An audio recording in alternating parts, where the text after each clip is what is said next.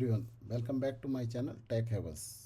मैं हूं क्रिश, आपका instructor for this awesome series जिसका नाम है android beginner to pro with Kotlin. Okay तो गाइस स्टार्ट करते हैं। तो नेक्स्ट चीज़, actually before we move to next thing, एक चीज़ और जल्दी से देख लेते हैं सेकेंडरी कंस्ट्रक्टर के बारे में। तो मान लीजिए मेरा जो है एक स्टूडेंट है, जिसमें एक हमारी प्रॉपर्टी है। प्रॉपर्टी का नाम मान लीजिए मैं देता हूँ bare name equal to right Krish. Okay, now say I have a secondary constructor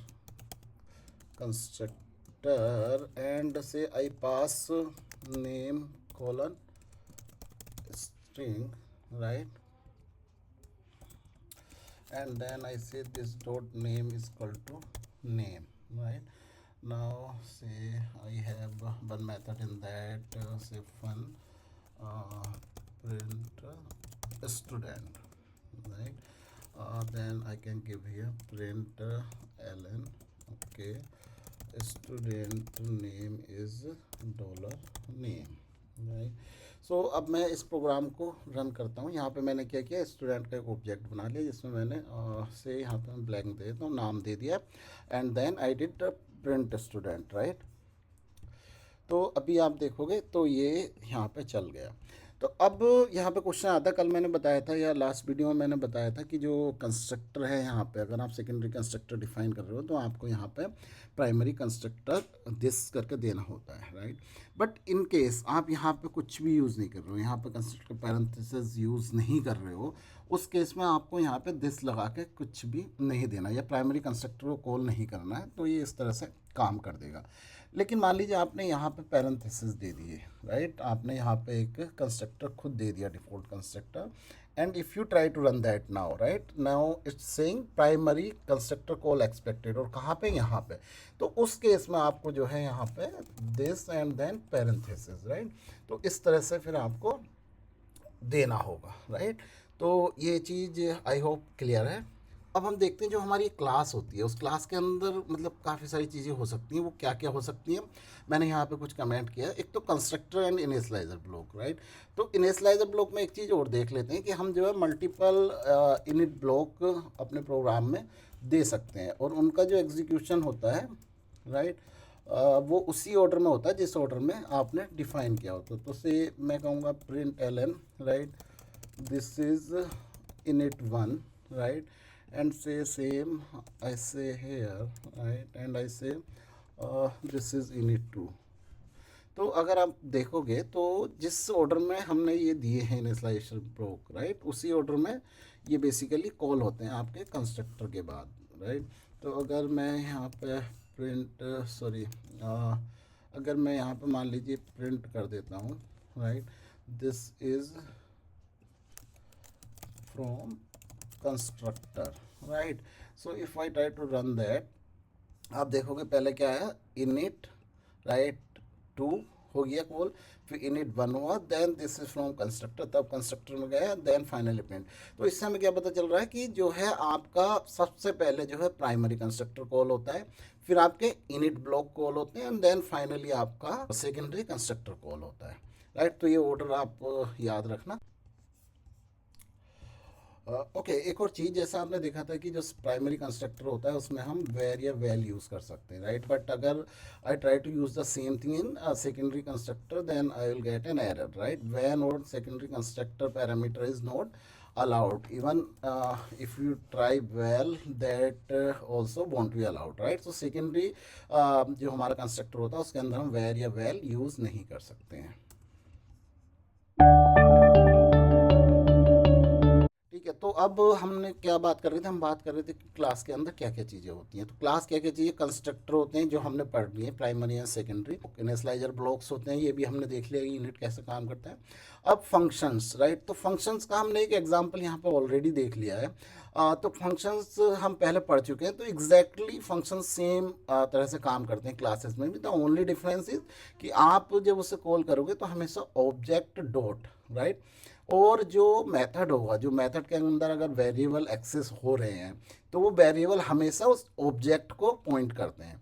जो भी ऑब्जेक्ट आपने क्रिएट किया है, तो मान लीजिए मैं इसका एक और ऑब्जेक्ट क्रिएट करूँ, मैंने ये चीज़ कल भी बताई थी या पहले ही बताई थी, ठीक है। मान लीजिए Ravi and I print Ravi dot this thing, right. तो आप देखोगे तो क्या होगा यहाँ पे, बेसिकली यहाँ पे स्टूडेंट नेम इज़ रवि। तो क्योंकि यहाँ पे हमने रवि को पास किया है, तो नेम में क्या यहाँ पे असाइन हो गया मेरा रवि। तो बेसिकली जो प्रॉपर्टी होती हैं वो हमेशा आपके, और फंक्शन, राइट, वो आपके ऑब्जेक्ट को पॉइंट कर रहे होते हैं, वो हमेशा ऑब्जेक्ट से एसोसिएटेड होते हैं। जो आपने ऑब्जेक्ट क्रिएट किया है उस समय जो आपने प्रॉपर्टीज़ दी हैं, बेसिकली प्रॉपर्टीज़ को ऑब्जेक्ट की स्टेट भी बोलते हैं। तो ये इसकी क्या हो गई, एक स्टेट हो गई नेम, राइट, और प्रॉपर्टी भी बोलेंगे, और एट्रीब्यूट्स भी बोल सकते हैं। तो तीन चीज़ें बोलते हैं, तो तीनों में से कुछ भी यूज़ हो सकता है। तो बट आपको जो चीज़ याद रखनी है वो ये है कि आपके प्रॉपर्टी और मेथड हमेशा ऑब्जेक्ट से एसोसिएटेड होते हैं, ना कि क्लास से। क्लास क्या है, केवल ब्लूप्रिंट है उसका ऑब्जेक्ट क्रिएट करने के लिए, ठीक है। तो ये हमने देख लिया था। फंक्शंस हमने मतलब जो समझ लिए वो सेम है, इसी तरह से यूज़ होंगे, ओनली डॉट नोटेशन जो है हमें यूज़ करनी है ऑब्जेक्ट जो भी हमने क्रिएट किया है, and then this thing. Now आज हम बात करेंगे प्रॉपर्टीज़ की। मेनली प्रॉपर्टीज़ का अब हम देखेंगे कि प्रॉपर्टीज़ कैसे काम करती हैं, ठीक है। ओके तो जैसा मैंने बताया था कि ये फंक्शन और ये सब तो हमने डिस्कस कर लिया, कंस्ट्रक्टर, इनिशियलाइजर, ब्लॉक। अब हम देखेंगे प्रॉपर्टीज़ का। तो अगर आप कोटलिन का डॉक्यूमेंटेशन देखोगे तो उसमें बताया कि आप प्रॉपर्टी यूजुअली इस तरह से डिफाइन कर सकते हो। तो प्रॉपर्टी में क्या है, उसका वेर या वैल जो भी है, फिर आपका प्रॉपर्टी का नाम, ये मस्ट है, ये आपको देना ही देना है। उसके बाद आपका प्रॉपर्टी टाइप देना है या आपको इनिशियलाइजर देना है। तो इन दोनों में से ये दोनों ऑप्शनल है, but at A point of time, right, आपको एटलीस्ट इनमें से एक जरूर देना है। और दूसरी चीज क्या है, आपके गेटर एंड आप सेटर यूज कर सकते हो उसके साथ। ओके तो अब देखते हैं कि इसे यूज़ कैसे करना है। इसे यूज़ करने के लिए मान लीजिए हम क्या करते हैं, अभी ये मैंने केवल एग्जांपल के लिए लिखा था कि ताकि पता रहे कि कैसे यूज़ कर सकते हैं। तो मैं इसे अभी तो कर देता हूँ कमेंट। सो अब हम इसके हिसाब से प्रॉपर्टी अपनी डिफाइन करनी शुरू करते हैं। तो प्रॉपर्टी मान लीजिए प्रॉपर्टी स्टूडेंट की नेम, ठीक है, मैं यहाँ पे क्रिस दे देता हूँ, and let's say let have a function as well, उसका नाम देते हैं print student, right, and print ln student name is dollar name, right. तो अभी मैं इसे रन करूँगा, और रन कैसे करूँगा, मान लीजिए मैं यहाँ पे एक ऑब्जेक्ट बना लेता हूँ। ऑब्जेक्ट को वैल से ही बना सकते हो, क्योंकि आप ऑब्जेक्ट में कुछ चेंज तो करने जा नहीं रहे हो। तो ऑब्जेक्ट को बना सकता हूँ, मान लीजिए इतना equal to student, and then I can say chris dot print student, right। so if I run that, तो ये आपका देखोगे तो प्रॉपर्ली काम कर रहा है। अब मान लीजिए यहाँ पर से क्या बोला था कि प्रॉपर्टी का नाम तो मस्ट है, ये तो हमने दे दिया, लेकिन आप प्रॉपर्टी टाइप या जो है प्रॉपर्टी इनिशियलाइजर्स में से एक दे सकते हो। तो मान लीजिए मैंने यहाँ पे जो है टाइप दे दिया इसका, तो अभी क्या होगा, मुझे एरर आ जाएगी। एरर क्या आ जाएगी, भाई आपने प्रॉपर्टी को इनिशियलाइज नहीं किया है। तो अगर हम इस तरह से कोई प्रॉपर्टी डिफाइन करते हैं तो हम उसे क्या कर सकते हैं, इनिट ब्लॉक में आपके कर सकते हैं। इनिट ब्लॉक में this dot name equal to say Krish, right. तो if I run this now, तो इट इज़ वैलिड, राइट। तो जैसे हमने यहाँ पे देखा था, या तो आपको ये टाइप मैंडेटरी है या फिर जो है आपका ये इनिशियलाइजिंग वैल्यू मैंडेटरी। अगर आप केवल टाइप देते हो तो इनिट ब्लॉक में आप जो है उसे कर सकते हो। ओके अच्छा, एक चीज़ और मैं बताना चाहूँगा यहाँ पे, जो है जो मैंने अपने पुराने वीडियो में अगर आपने देखा होगा, जो मैंने कहा था वेल डिफाइन करते हैं तो नेमिंग कन्वेंशन के हिसाब से हमें यहाँ पे कैपिटल लेटर में होना चाहिए, राइट। बट जो है अगर आप वैल्यू को कुछ वेरिएबल या ऑब्जेक्ट स्टोर करने के लिए कर रहे हो, तब आपको जो है नेमिंग कन्वेंशन आप वेरिएबल की तरह ही यूज़ करोगे। बट अगर मैं मान लीजिए कुछ यहाँ पे देता हूँ कि val student underscore class, right, is equal to say 4, तो यहाँ पे क्या मैंने इसका एक फिक्स वैल्यू दे दिया। अगर मैं इस तरह से फिक्स वैल्यू दे रहा हूँ कहीं भी, राइट, तो उस केस में तो मुझे अपर केस में यूज़ करना है। अदरवाइज जो वैल के लिए, जब हम वेरिएबल के लिए यूज़ करेंगे वैल को, तो जो है हम सिमिलरली जैसे वेरिएबल नोटेशन होता है आपका, राइट, क्या होता है, camel case, first letter small and then capital first character of each word, right. तो सेम आप वो यहाँ पे यूज़ कर सकते हो। Okay now coming back to this getter and setter, right. तो यहाँ पे मैंने प्रॉपर्टी तो डिफाइन कर दी, तो मैं इसका जो है आपका गेटर भी डिफाइन कर सकता हूँ। गेटर हम किस तरह से डिफाइन करते हैं, इस तरह से गेट, राइट। तो गेट में एक हम मेरी बैकिंग प्रॉपर्टी होती है, बैकिंग प्रॉपर्टी क्या बोलते हैं, फील्ड, FIELD, फील्ड, राइट। तो मैं अगर इसे भी रन करूँगा तो बेसिकली मुझे एरर आ जाएगी। एरर क्यों आ जाएगी, एरर इससे आ जाएगी क्योंकि आपने एक मेथड दिया है, मेथड क्या है, गेट। गेट मतलब आप इसे एक्सेस करने की कोशिश कर रहे हो प्रॉपर्टी को, और इसे आप एक्सेस करने की कोशिश कर रहे हो गेट के थ्रू, आपने गेट मेथड दिया है, तो आपको यहाँ से सिंपल मेथड की तरह रिटर्न करना पड़ेगा, क्योंकि ये आपका एक मेथड हो गया। अब क्वेश्चन आएगा कि भाई हम इसे एक्सेस कहाँ पे कर रहे हैं, तो एक्सेस हमने कहाँ पे किया, यहाँ पे किया है, ठीक है। तो जब भी हम किसी प्रॉपर्टी को एक्सेस करते हैं तो यूजुअली उसका गेट मेथड कॉल हो रहा होता है। अगर हम नहीं प्रोवाइड करते हैं गेटर, तो ये गेट जो है बेसिकली सिस्टम के द्वारा या कोटलिन के द्वारा प्रोवाइडेड होता है, अदरवाइज हम इसे ओवरराइड भी कर सकते हैं। तो जब मैं रिटर्न कर रहा हूँ तो कोई ज़रूरी नहीं है मैं फील्ड दूँ, मैं यहाँ पे ये भी दे सकता हूँ, ठीक है। तो ये क्या आ जाएगा, यहाँ पे student name is Ravi. Now जब हमने एक्सेस किया है यहाँ पे मुझे रवि आ गया, क्योंकि इस प्रॉपर्टी को जब मैंने एक्सेस किया तो इसका मैंने गेटर कॉल किया, और गेटर मुझे क्या रिटर्न करके दे रहा है, रवि, ना कि प्रॉपर्टी, राइट, की एक्चुअल वैल्यू। तो मैं ये भी कर सकता हूँ। तो इसका एग्जाम्पल देखते हैं कि हमें इसकी ज़रूरत कैसे पड़ सकती है। तो मान लीजिए इसकी एक प्रॉपर्टी है इज़ मेल, स्टूडेंट की। तो जनरली वो मान लीजिए ट्रू है इनिशियली, तो मैं क्या कर सकता हूँ यहाँ पे, इफ़ इज़ मेल, राइट। तो आप जो है देन रिटर्न, क्या रिटर्न कर सकते हो आप, mister dot dollar name, right. तो अभी मैं इस प्रोग्राम को रन करूँगा, राइट। तो रन करूँगा तो क्या होगा, ये मुझे क्या रिटर्न करके देगा, ओके। सो एक चीज़ और, तो यहाँ पे जो है बेसिकली आप इस तरह से नाम को एक्सेस नहीं कर सकते, यहाँ सीधे जो है आप नेम नहीं दे सकते प्रॉपर्टी का ना। क्यों नहीं दे सकते, क्योंकि ये आपका स्टैक ओवरफ्लो हो जा रहा है। स्टैक ओवरफ्लो क्यों हो जा रहा है, क्योंकि जब मैंने मान लीजिए यहाँ पे नाम लिख दिया, नेम, तो मैंने आपको बताया था यहाँ जब हम डॉलर नेम यूज़ कर रहे हैं तो बेसिकली हम इसका गेट कॉल कर रहे हैं, राइट। तो अगर मैंने यहाँ पे डॉलर नेम किया तो ये क्या करेगा, फिर से इसका गेट कॉल करेगा। अब मैं फिर गेट के अंदर फिर ये एक्सेस करेगा, तो ये एक इनफाइनाइट लूप में फंस जाएगा आपका, infinite loop. And finally infinite loop हमारा किस में आता है, स्टैक ओवरफ्लो एरर में, राइट। तो हम जो है हमेशा बैकिंग प्रॉपर्टी जो मैंने बताया था फील्ड, राइट, वो यूज़ करेंगे यहाँ पे, राइट। अदरवाइज जो है मान लीजिए डॉलर फील्ड, ठीक। तो अगर मेरा मेल है तो मैंने उसकी बैकिंग प्रॉपर्टी में मिस्टर ऐड करके जो है रिटर्न कर दिया, अदरवाइज फील्ड रिटर्न कर दिया, ठीक है। तो अभी आप देखोगे तो ये मिस्टर क्रिश आ गया, सॉरी।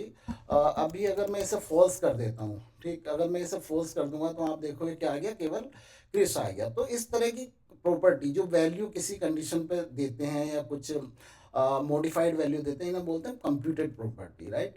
तो ये प्रॉपर्टी आपकी क्या होगी, कंप्यूटेड प्रॉपर्टी हो गई। इसमें इसकी वैल्यू को आपने कंप्यूट किया है कि भाई ये है तो ऐसा दिखा दो, अगर ऐसा है तो ऐसा दिखा दो।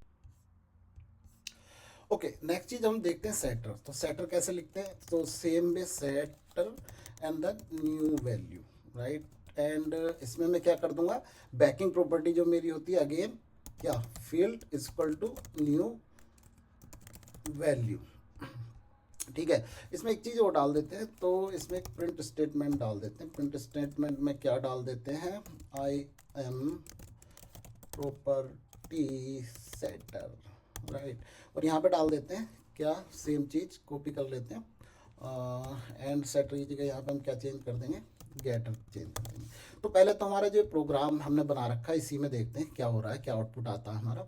तो आई एम प्रॉपर्टी गेटर, क्यों, क्योंकि आपने जब ये यहाँ पे प्रिंट मेथड के अंदर एक्सेस किया तो आपका गेट कॉल हो रहा है, तो इससे पता चल रहा है हमारा गेट कॉल हो रहा है, एंड मेरा प्रॉपर्टी गेटर आ रहा है। And student name is Chris, वो कहाँ से प्रिंट हो जा रहा है, वो इस प्रिंट मेथड से हो जा रहा है। आपका सेट कब कॉल होता है, तो सेट कॉल करने के लिए हम एक चीज़ ये देखते हैं कि इसे हम कैसे कर सकते हैं। सेट के लिए हम क्या कर सकते हैं, हम कर सकते हैं Chris dot name, right, equal to मान लीजिए रवि मैंने यहाँ पे बोला, right. And if I do again Chris dot print student, right.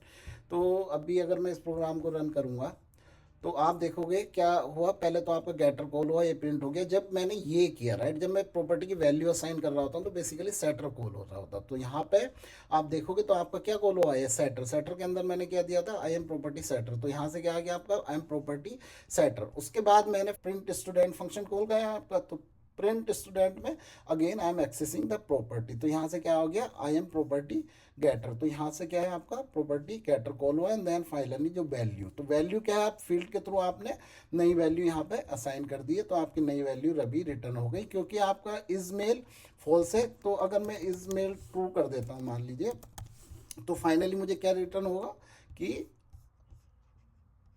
Name is mister Ravi.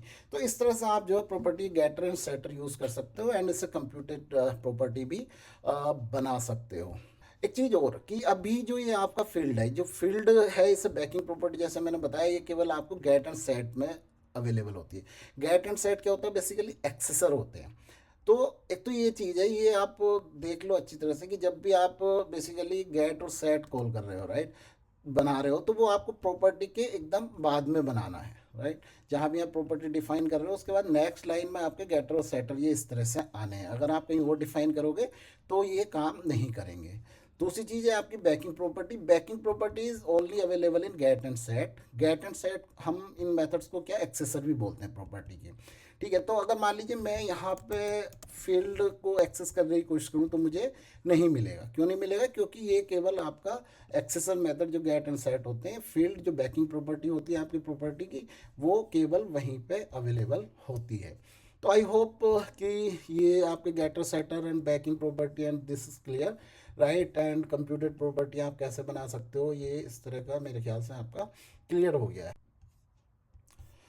अच्छा, एक चीज़ और देख लेते हैं कि मान लीजिए अब मेरी ये प्रॉपर्टी बेल टाइप की है, राइट। तो मान लीजिए मैंने इसमें क्या किया, बेल यहाँ पे क्या है इसका टाइप, एंड मैं इसे अगर रन करूँगा तो ये बोलेगा कि जो बेल प्रॉपर्टी होती है उसमें आप सेटर नहीं दे सकते। तो क्योंकि क्यों नहीं दे सकते, क्योंकि इसकी वैल्यू रीअसाइन नहीं हो सकती, केवल एक ही बार असाइन हो सकती है, राइट।